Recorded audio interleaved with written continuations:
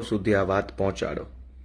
છેલ્લા 2-3 દિવસથી ભાજપના દેશભરના અને ગુજરાતના નેતાઓ છે એ તમાશો કરી રહ્યા છે, સ્ટન્ટ કરી રહ્યા છે, જાણે કે પોતે બહુ મહાન માણસો છે અને ગુજરાતની જનતા મહાન નથી।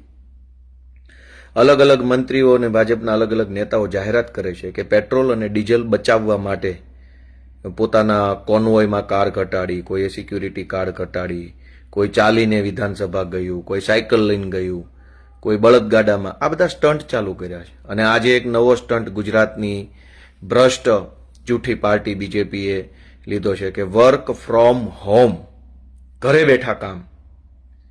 આ ઘરે બેઠા કામ કરશે કોણ અને કોનું કામ ઘરે બેઠા થશે, આ બહુ મોટો પ્રશ્ન છે। એટલે મારે પેટ્રોલ અને ડીઝલના નામે જે તમાશો આલી રહ્યો છે, દેશભરમાં ભાજપના નેતાઓ, ભાજપના લોકો જે રીતે મજાક બનાવી રહ્યા છે પેટ્રોલ ડીઝલના મુદ્દાની, સાયકલ લઈને કોઈ જાય, અરે ભાઈ, મુખ્યમંત્રીના કાફલામાં 15 કે 20 ફોર વ્હીલર હોય તો ભલે ને હોય, એમાં શું વાંધો છે?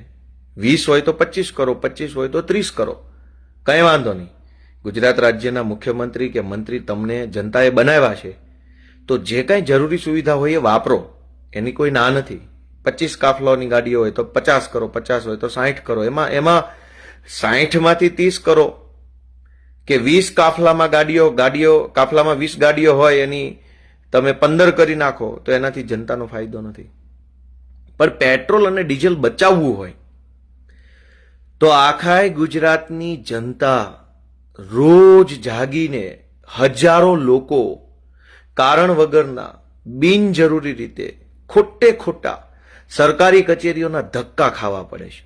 અનેક લોકોએ પોતાનું 2 વ્હીલર કે 4 વ્હીલર લઈને કારણ વગરનું તાલુકા મથકે જવું પડે છે। મામલતદાર ઓફિસ, પ્રાંત ઓફિસ, વન વિભાગની ઓફિસ, પાણી પુરવઠાની ઓફિસ કે પોલીસ સ્ટેશન કે જીઈબીની ઓફિસે જવું પડે। શું કામ?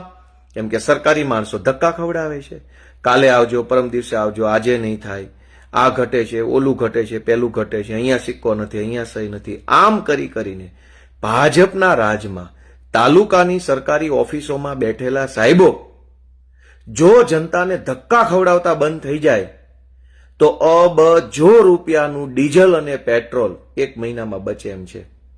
પણ ભાજપના નેતાઓને એવું નહીં આવડે, એને તો તમાશો કરવો છે, સ્ટન્ટ કરવો છે। ડીઝલ બચાવવાના નામે મુખ્યમંત્રીના કાફલામાં ધારો કે 20 ફોર વ્હીલરો હોય તો 20 ના બદલે 3 કરી નાખવાથી જનતાનો શું ફાયદો? અને 20 ના બદલે 38 ફોર વ્હીલરો લઈને મુખ્યમંત્રી ફરે તો એમાં ગુજરાતની જનતા